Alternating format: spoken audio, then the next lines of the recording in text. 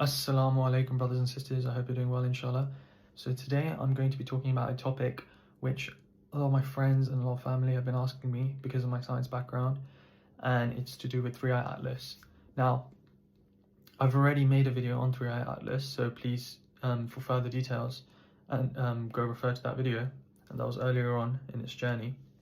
But now it's approaching the perihelion, which is its closest point to the sun. So 3i Atlas is an interstellar object, the third interstellar object that has been detected in the solar system so far from our equipment, and it's highly unusual for a variety of reasons. Some of them I pointed out in the video that I made, it coming in at the axis of the rotation of the planets around the sun. And I'll touch on a few more in a bit, but yeah, I think the first thing I need to point out is, sadly, there's been so much miscommunication about this object, 3i Atlas, due to AI being misused by members of the general public to misinform other members of the general public. This has been done through, for example, through deepfakes of prominent professors like Michio Kaku, professors that a lot of us grew up watching and learning from their science documentaries and learned a lot of science through them. And these people are being,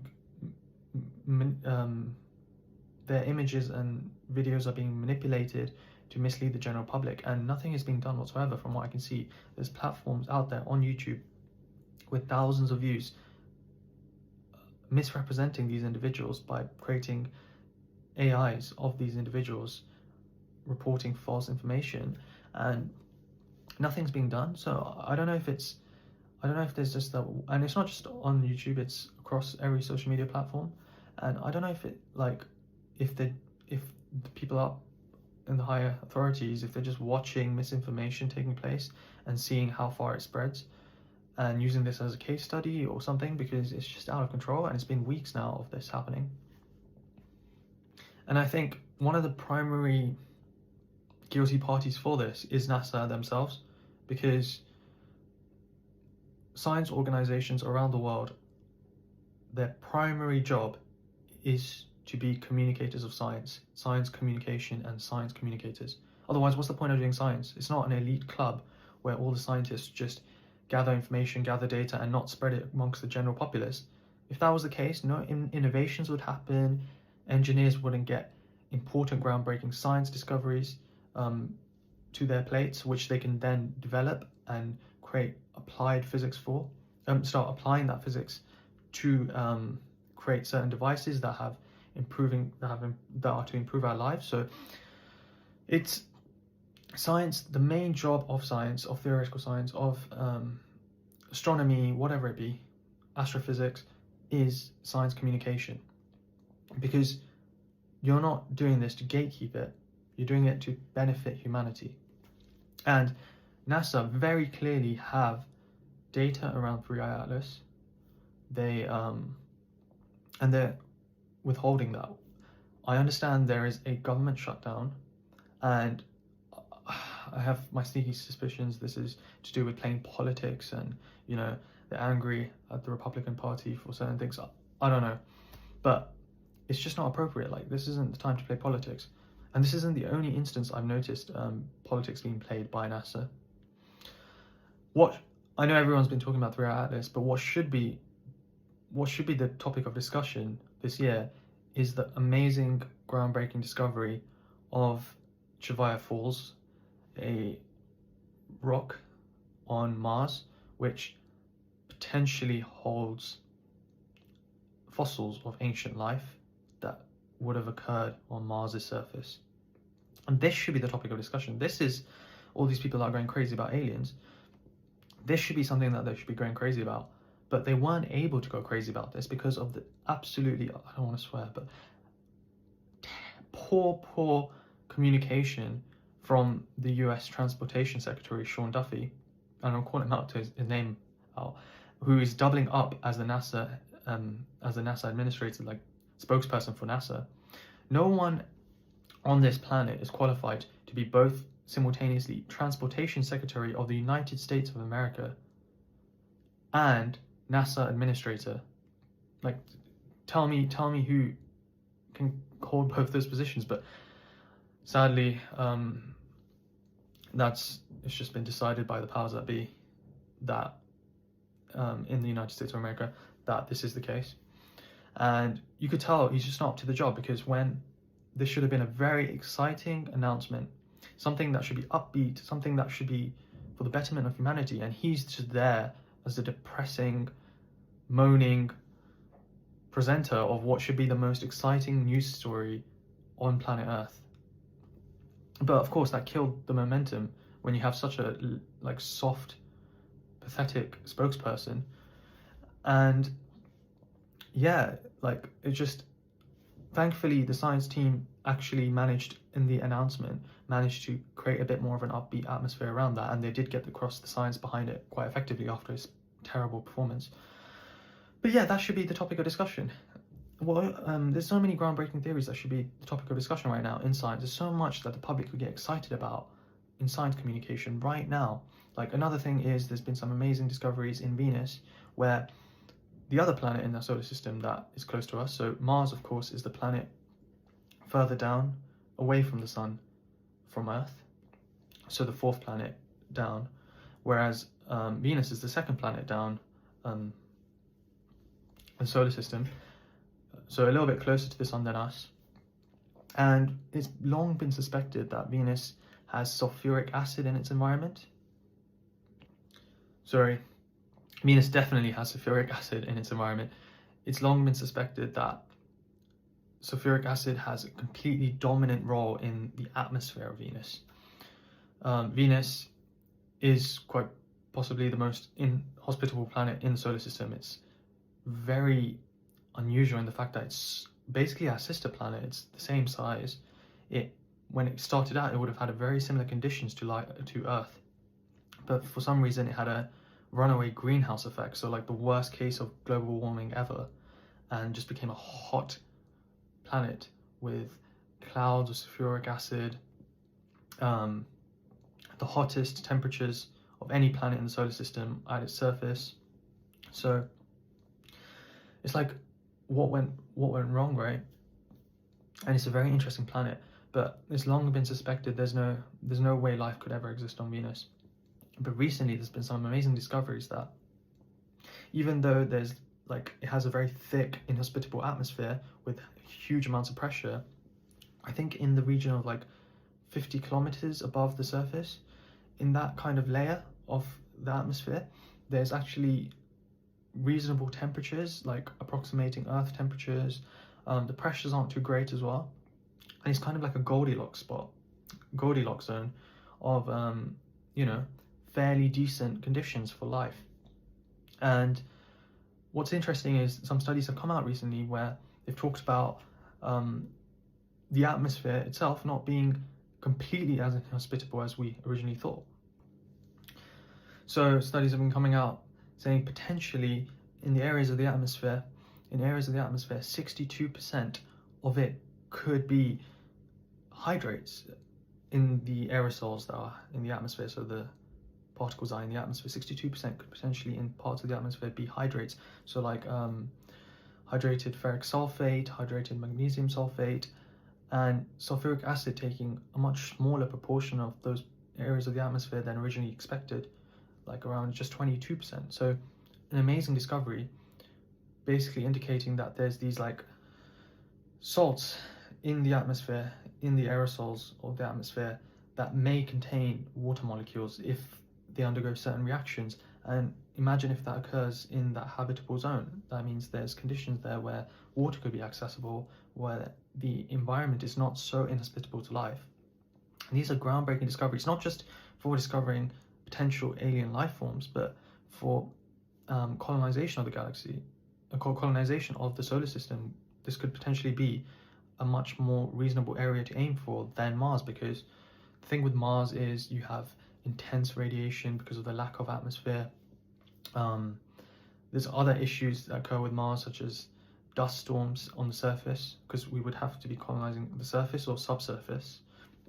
And Venus, as inhospitable as it is, as very difficult as it is to live on, there could be that Goldilocks zone there where kind of creating a floating city where, you know, the environment isn't so harsh. There's water accessible, so you can find a way of accessing it. So yeah, these are like amazing, groundbreaking science discoveries that I'm 100% sure the public would be interested in and would love to learn about. Real science, but because of the terrible science communication that's coming out from the parties that are responsible, the public are focusing on areas of completely where there's not much science backing it, like 3i Atlas. To be honest, there isn't much we know about it. So we could spend years and years, like we can spend days and days just talking about hypotheticals like this or that, or we could be talking about the real science. And because the people who are in charge of science are doing such a poor job communicating science to the public is going to, of course, become suspicious, of course, start leaning on people who aren't scientists to get the information because they're not being told anything whatsoever. And that is patronizing to the public, that is disrespectful to the public, and like, you've forgotten your number one job, which is science communication. So why should the public trust you?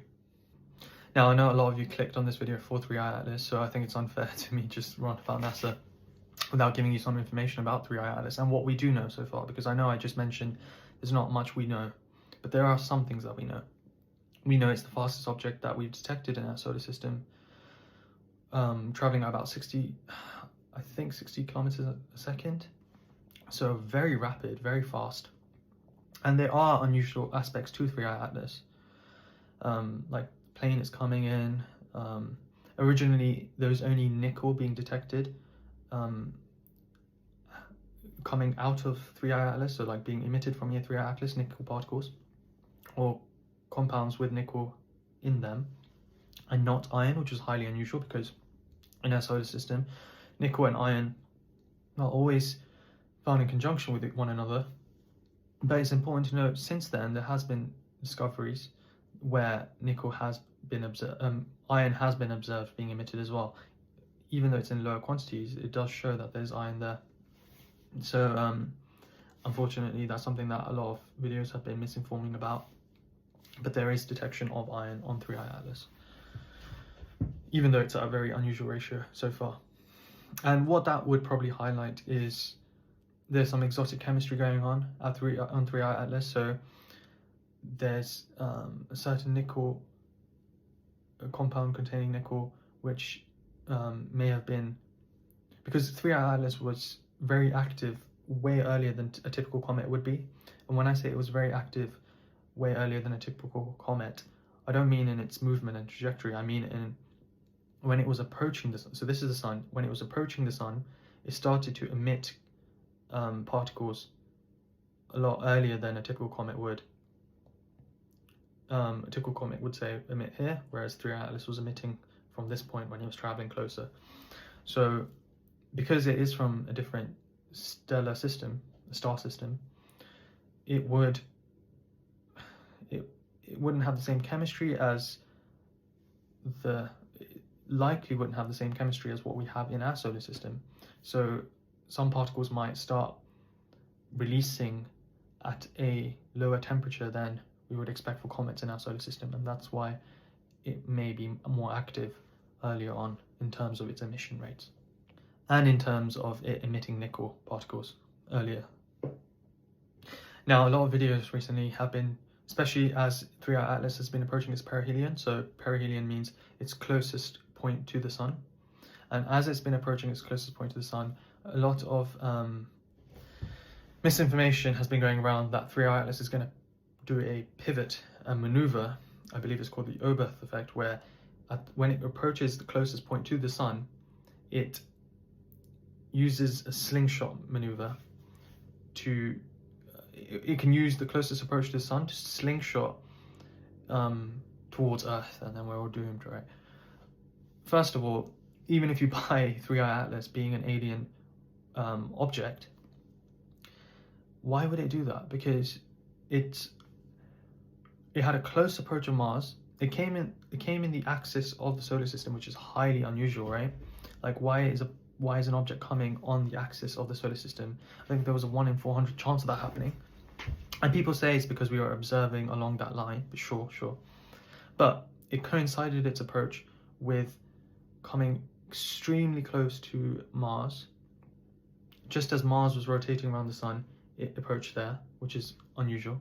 Then, just as Venus was rotating around the sun, it approached very close as well. It's probably very close as well, which is unusual. Then it ducks behind the sun when it approaches Earth, when it's getting into the range of Earth. And yeah, it's meant to be going on to do an extremely close approach to Jupiter, the same way it did to Mars. So if it's on trajectory to be closely approaching Mars, Venus and Jupiter, and Mars and Jupiter in particular, why would it divert its direction now? That doesn't make any sense to me. If it is an alien object and it's timed itself to almost perfectly coincide with Mars's rotation around the sun, and almost perfectly coincide with Jupiter's rotation around the sun, if it's still to visit Jupiter, why would it change now? What was the point of it having this reconnaissance mission to Mars and Jupiter? So that's why, for those of you panicking about it being an alien object and about it going to do a slingshot effect when it approaches perihelion over these next 2 days and suddenly direct itself towards Earth after coming out behind the sun, that should give you enough comfort and enough reason for you not to believe that that is the case, that won't happen, because according to you and according to the people that have been informing you, it's deliberately approaching Mars and deliberately approaching Jupiter, and it still hasn't deliberately approached Jupiter. And yeah, there's in terms of like, I haven't looked too much into the article, into the research paper, but I think there was a research paper published where it has been displaying weird non-gravitational acceleration in the fact that it's not been moving as much as anticipated, because remember, comets, they often contain a lot of ice and other compounds that like are released by the comet as it's being heated by the sun. And if it's being released in this direction, then of course Newton's laws of thermodynamics, a force this way means a force this way. So if the comet is moving this way, if the comet is going straight up, and say that's the trajectory of the comet, and the sun is making it heat this way, if it's releasing water this way, then as it's moving up, it should also drift, right? Because it should start drifting this way as it's going up, because it's releasing. Whereas according to certain studies, the Atlas hasn't been displaying any much at all noticeable movement from its trajectory. So even if it's releasing water this way or releasing carbon dioxide this way, it's still sticking to its trajectory, which is seen as one of the cases for it being highly unusual. Yeah, like why would it, if it's following that trajectory to Jupiter, why would it suddenly, if it's an artificial object, suddenly slingshot? So don't worry about it, don't stress about it, don't don't worry. If it is an artificial object, that'll be amazing, but I haven't seen anything, as I said, to indicate it being so. Interestingly enough, if it was an artificial object, Jupiter would probably be a good spot to aim for, because if you want to colonize the solar system, Jupiter is very conveniently located, being the dominant planet of the solar system, its mass being like pretty much all of the other planets combined and more. So it's like the dominant planet of the solar system, the next star after the sun in a way, and the star being a metaphorical usage. And it has amazing moons around it. So something that I really don't feel that's talked about enough is the Jovian moons, the Jupiterian moons, Ganymede, Callisto, Europa, and Io. These are absolutely beautiful, stunning solar system objects, each very unique and each very interesting in its own right. And maybe, inshallah, I'll look towards doing more in-depth talk on each of these specific moons, because they all hold amazing potential and promise for future science in their own respective ways. And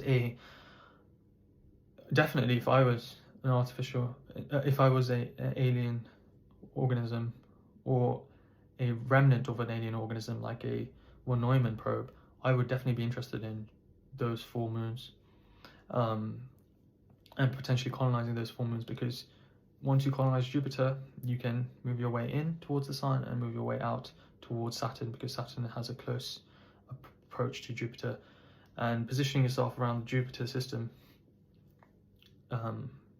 makes you the dominant party in the solar system, so we become irrelevant at that point. But I want to talk to you about a specific interesting thing about 3i Atlas that I find particularly interesting, because I had a specialism in nanomaterials, and the thing that really stood out for me, which probably hasn't been the main thing that's been standing out for other people, is the negative polarization that 3i Atlas has been displaying.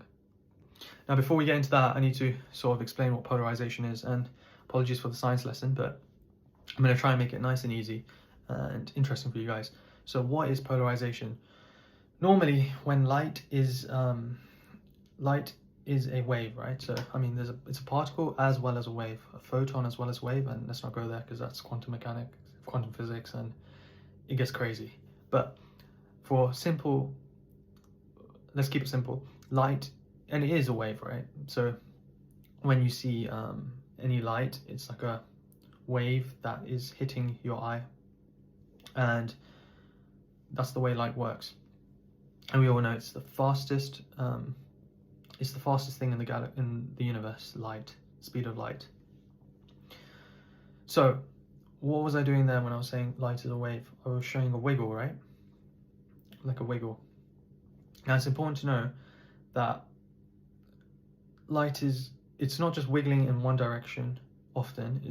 If I shine a flashlight, for example, it's white light, and it has, if I'm shining it directly at you, like I'm holding it in this hand, I'm shining it directly at you, it's wiggling. Sure, it might be wiggling like this way, but it might also be wiggling this way. So it'll be wiggles this way, wiggles this way, wiggles this way, wiggles this way, hitting you. And they'll all be happening at the same time. And this is what we call unpolarized light. So if I'm shining a flashlight at you, and there's light waves wiggling in this direction, light waves wiggling in this direction, this direction, this direction, at you, unpolarized light. Say I'm shining a flashlight at something, sometimes when the light bounces off that object that I'm shining the light at, these wiggles will actually align quite neatly and in the same direction. And that's what we call polarized light. And therefore, if the first example is unpolarized light, and then the second example is polarized light, polarization is how neatly or how much alignment there is in those wiggles of light waves.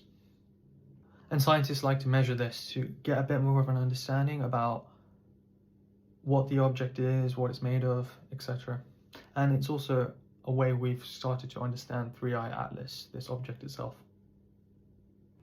So when we're talking about these comets and asteroids in the solar system, and we want to look at their polarization, there's two main types of polarization. There's positive polarization and negative polarization. Positive polarization is when the sun is hitting, say, a comet, the wiggle is happening sideways to the way the sun is hitting the comet. So that is positive polarization. Conversely, negative polarization is when if the sun light is hitting a comet, the polarization is in the direction of that. And 3i Atlas is especially unique compared to any other object we found in our solar system, in that its polarization is highly negative polarization. So that means, and what that indicates is its size, its shape, and the materials that are coming out of that are on 3i Atlas and coming off and being emitted by 3i Atlas are highly unusual. And polarization, of course, is focusing on the dust, because 3i Atlas is surrounded by dust. So what is unusual about 3i Atlas that is being assumed from our observation of the highly negative polarization of 3i Atlas? One thing we can assume from the observations is it's made up of micron-sized and submicron-sized dust particles that are quite dark, absorbing, and potentially quite rough as well. And the low porosity and the refractive index also indicate that it's quite a dark material.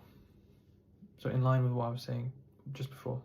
And the narrow inversion angles that 3i Atlas is displaying implies that the scattering is quite relatively uniform, which could be caused by like a narrow size distribution amongst the particles within the dust, or the particles aren't so uniform but they aggregate in a way that shows similar optic behavior. And this is quite unusual because with typical comets in the solar system, there is that wide spectrum of particles being emitted in the dust, that they're not all around the same micron, submicron size area range. Whereas the polarization indicates that these there is that kind of uniform size distribution, which is highly unusual in our solar system. Or there's the aggregation occurring, which is mimicking that kind of property. But yeah, that's highly unusual, and that's something that caught my eye. And that was actually something that I found interesting because I have a background in nanomaterials, and having such uniformity potentially in the dust particles that are being emitted, and then them also having being quite dark, absorbing, also indicating carbon being present, that was like extremely interesting to me, because you know that could be like, for me, if it was an alien object, which as I'm saying, very unlikely, but if it was, it'd be interesting if it, like, one way it could work out would be like them being small self-replicating probes called for Neumann probes, which are on the nano, in this case would be on the nanoscale, potentially reach a planet and then start recreating themselves. And that's often seen as one of the potential ways aliens spread throughout the galaxy, because we're biological organisms. It's hard for us to shift ourselves across the universe, but if you create a robot that can just self-replicate, and it doesn't have to be huge, it can be micro-sized, then you know, the galaxy could be yours in like less than 3 million years or something. So yeah, that's a little bit about 3i Atlas. The thing that really stood out for me was the polarization, just because of my background and the interesting areas it was displaying, and the sort of the uniformity of the micron particles it's emitting in the dust. That was something that really caught my eye, and I thought there's not much we can talk about 3i Atlas, but that was something that we could talk about 3i Atlas, and yeah, that was something that really interested me. But as I say, it's a lot of the earlier concerns about it just emitting nickel, and for me, nickel is an ideal material to actually produce a spacecraft from. Nickel and titanium are the two materials I would recommend, from our limited human understanding of science, that those are the two best materials to create a spaceship from, because of the properties they have. The strength, the durability, the heat resistance, the radiation resistance that can be achieved through those alloys from those two materials. So that was also unusual. But now you're detecting iron from 3i Atlas. Sure, it could be some complex alloy, but it was starting to, from the limited information we're getting, it's starting to act more typically of a comet or an asteroid. So yeah, I just think it's important to understand that, like, we shouldn't automatically assume aliens. We should understand that there's not much we know, and we shouldn't just automatically defer to aliens. It's also important to understand that, look into the groundbreaking science that's happening today, and there's so much information. There's like potential alien life, like I mentioned on Mars, which I've created a video about. There's interesting stuff going on in Venus, even these Jupiter moons I was talking about, Europa. This project's going to these moons in the near future. So yeah, there's a lot to be excited about, and there's a lot to talk about as well, which is what I'm trying to get to. And with realists, there isn't so much to talk about. But I don't, as I said, I don't blame the general public. I don't blame, I guess, myself as well, content creators like myself, for talking about it. I blame the parties responsible, who should be doing the job of communicating to the general public and shouldn't leave it to people like me who have to go and talk to the general public. And yeah, I think this whole situation highlights the importance of science communication, how science communication should come first for every scientist or everyone with a background in science. Science communication is what we do these things for, and what got us interested in science in the first place, and why science communication is essential and should be the pillar on what science is built on. So yeah, thanks all for watching. Sorry it was a bit ranty, but I think if you just keep the public in the dark for weeks and let misinformation and AI slop proliferate, then I think, and you have the person who's ultimately responsible is someone who's also a transportation secretary, I think it's kind of enough of a justification to be a bit angry. So yeah, for all your sakes. So yeah, thanks all for watching. Let me know if there's any other science topics you want me to explore, and yeah, I'll see you soon, inshallah.